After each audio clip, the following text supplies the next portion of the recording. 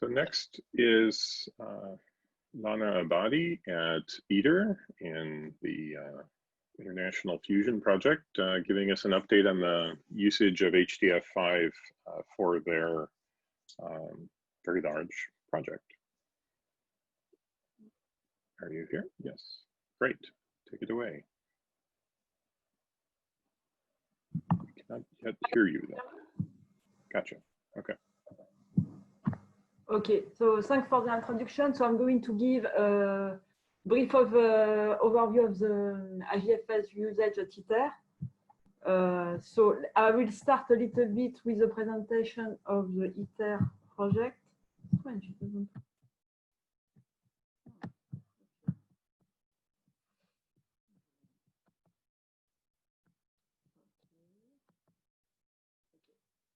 So for those who are not really familiar with the ITER project, so ITER project consists of 7 members: China, Europe, India, Japan, Russia, South Korea, and US. And we have cash in-kind contribution from them, so meaning that they are building pieces of the machine.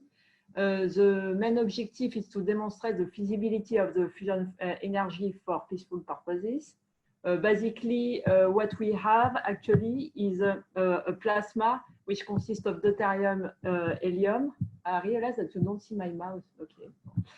A plasma of deuterium, tritium, and we heat it up to 150 million degrees, which is in the center, and then there is a gradient. So on the first wall, you get 1000. Basically, we try to mimic the reaction inside the sun. And then, thanks to the strong magnetic field, the plasma can get confined. And we have neutron transfer, which transfers the energy to the blanket. And the idea is to use a steam generator. However, we don't do the last step, just to confirm that we have a Q positive. So this is some pictures. So this year we had received quite a lot of components, and we did a big component. So here basically this is it's a pity you don't see my mouse. So you have to imagine that here this is what we call our tokamak building, and inside you have a big building which is circular, and you have a big pit inside, roughly 20 meters. And what you can see here is a cryostat, the lower base cylinder, which is roughly 1,250 tons. The height is 6 meters, about 6 meters, and this one was manufactured by India and then get shipped to ITER. So basically, it corresponds to this part, the bottom part of the ITER machine. Then what we have to do, what we did also a few months after, is to lift the next pieces, the lower cylinder. This part, the cryostat, has actually 4 parts. This is the second part, which is also quite heavy, 375 knots, and it was also manufactured by India. And currently, what they are doing is the welding with the 2 pieces. And all this hole inside, this is where the different equipment will be plugged. There will be a port plug facility from the diagnostic. There will be a cryogenics pipe, and yeah, it's a lot. After, what we receive also is the TF coil. This is one out of the 18. This one was manufactured in Europe. It was delivered to us last spring in 2020. It's roughly 300 tons, and this one is the other pieces is a vacuum vessel sector. It's roughly 800 tons, and it was manufactured in Korea. And there is 9 of them, and basically what we want to do is you have to put them together, and this is how we are going to assemble the machine. Of course, part of the commissioning. So now what they are doing currently, they are doing leak test and all that to make sure that there is nothing. So this is about the project. Now, if we go more on HDF5. So last year I presented actually where we use HDF5. So we use it basically for our archiving system in our data acquisition. So more like in real time, for real time purposes. And one of the challenges we got this year was to be able to store complex structure with HDF5 Basically, the requirement was to be able to continuously archive complex structure at 10 kilohertz for many days. Regarding the data access, we need to be able to access it while the acquisition is being done. So we cannot wait that the file is closed. And we have to be able to access one particular item, which corresponds usually to the leaf of a tree for a given, what we call a pulse, but a pulse is like a time window within a few seconds. And also what is important here is the delay. So when you write your last point and when it's available, it has to be very minimum, like a few seconds or so. So latency is quite important for us. And also we have to be able to access the full data structure for a given pulse. So it's one sample is a complex structure, and then you have a vector of time. We have also, as I mentioned previously, we need to be able to access the data while it is written. We had a little bit of brainstorming. The first solution was to use the component out and directly nested. What we were afraid was to have a very bad performance in case of accessing one leaf of the tree, because you need to load the full component out each time. And actually, this access pattern was quite often because we have a lot of visualization, and many of our visualization tools use this method. And we were afraid to have some limitation on number of calls or something like that. So we didn't go that path. The second was to flatten the structure inside the component out. We were sure to have a good performance, but there was some limitation, and we cannot guarantee that we will be less than 1024 attributes. So we end up having a mixed solution using not too much HDF group, but we use some, not too much, and we also had we use a lot of array of structure with flattened number. What we also store is the model as it is really as HDF5 attributes to be self-consistent. And while we are doing that, actually, there is an agent which extracts this information from the file and store it in a PostgreSQL database directly as a JSON, because Postgre has a very good support for JSON. And it allows us to fulfill actually the requirement. And we have extended our data access server to serve both requests, meaning one particular item and the full sample. So here I show an example. You can see it's a C header. So this is what I call a complex structure. So if you look at the last structure on the bottom, the main T consists of sensor, which is an array of sensor of 32. And sensor is also a nested data structure. And FPGA info is also a nested data structure. So what we had to do is to model this in a HDF5 file. So unfortunately, you cannot see my mouse. That's very bad. So this is, you have the code. And then in the middle, this is our JSON viewer. So you can see this is what we present to the user. He can retrieve his structure as he wanted, as it was stored. And the idea is he can even regenerate the header file if he wants. So we have here the SDN header, the sensor, the FPGA info, really store. And then on the other part, you can see an extract actually of the HDF5 file. So here we use a component tab to store, as I said, flatten, and there is another one which tells us what is the dimension of the array.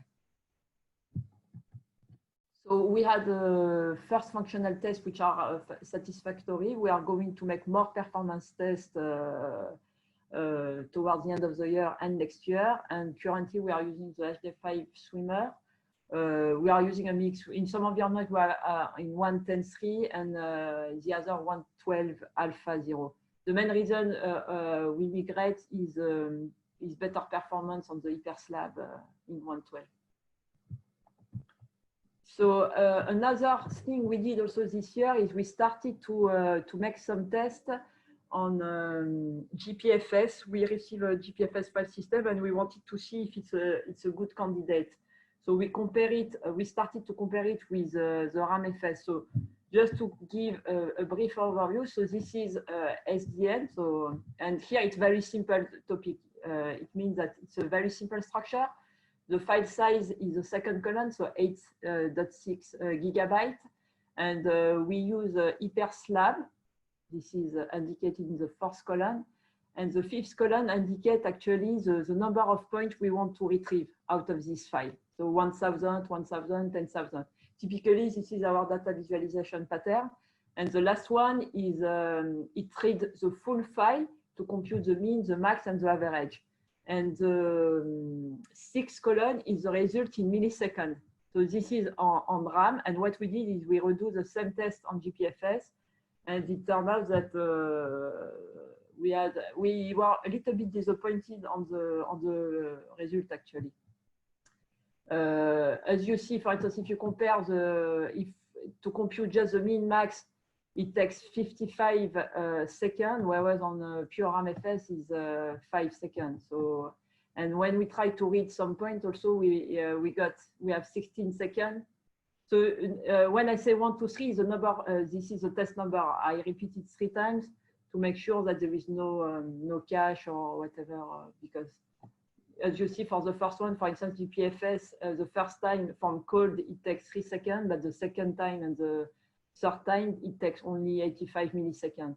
But the performance degradation is when you try to get more points with 10,000, for instance. So why we are doing all these tests is we have one challenge in our case.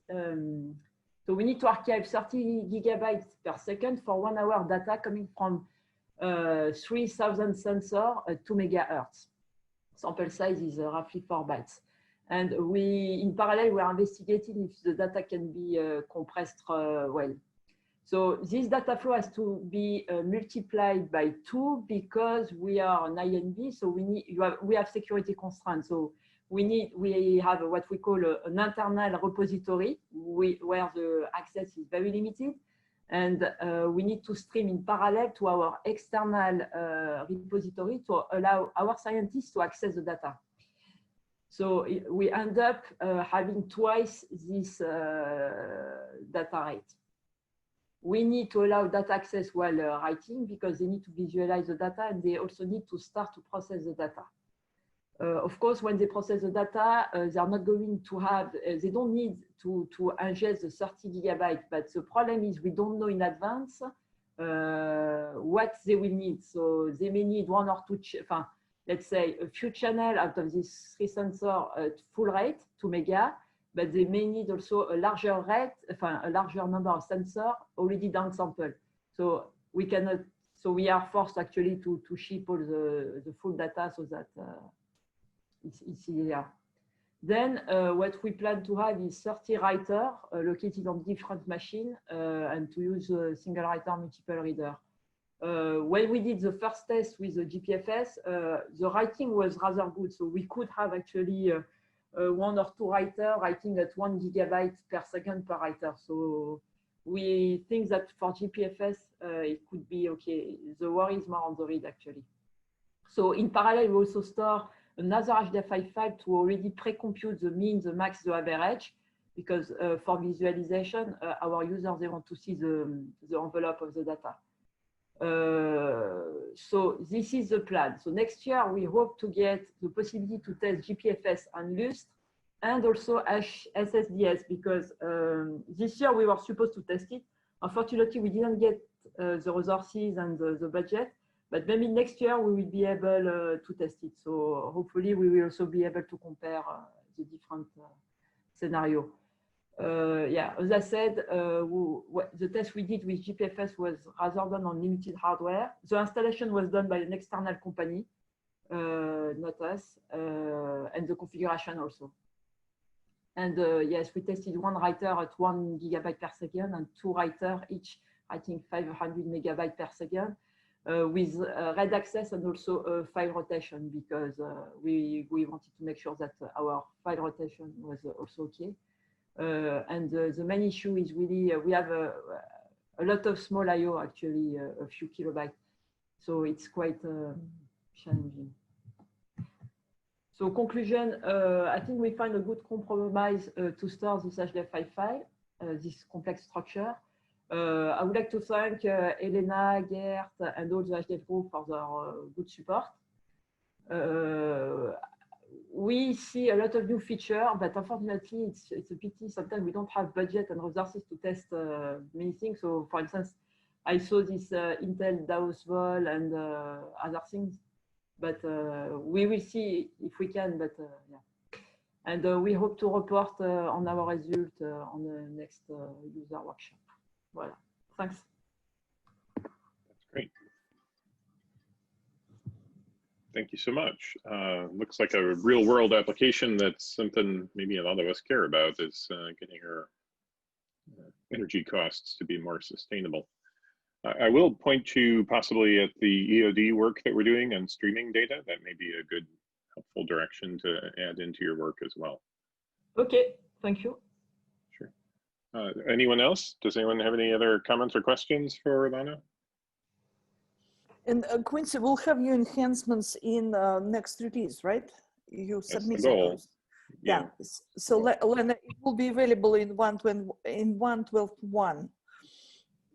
Okay. Mm-hmm. And it's really good speed up, and it will work with the swimmer you have now, so it's okay. Okay. Yeah, it was 10x speed up for fixed size records. Tony and I have really worked hard to improve that streaming performance. So, any other questions or comments? We got a minute or two before the next talk is scheduled.